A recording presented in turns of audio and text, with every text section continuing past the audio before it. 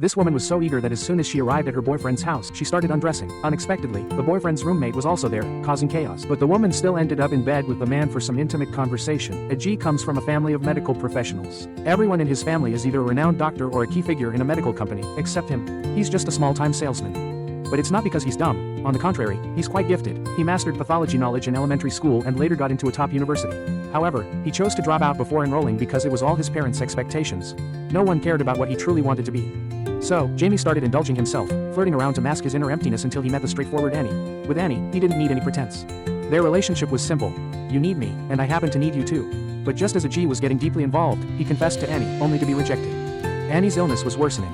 Her hands trembled uncontrollably, and she couldn't even tear open a bag. She foresaw her fate, ending up bedridden, with G taking care of a useless person.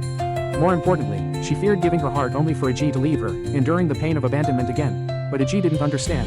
He was already trapped in love. He called Annie whenever he could, but she never responded to his feelings. One day, Annie had to go on a business trip and planned to return that night. But G waited until late and didn't see her, so he slept in his car overnight. The next morning, Annie returned and was deeply moved by the scene. She had never been treated with such sincerity, so she accepted G's confession, and they officially started dating. During this time, their lives became increasingly sweet.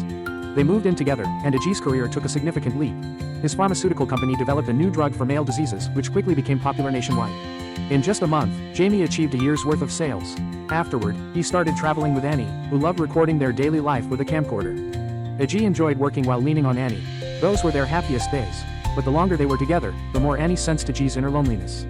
One day, Annie asked G to name 4 of his strengths, but he couldn't name a single one.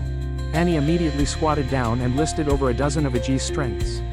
This sincere recognition deeply touched G, who had long doubted himself.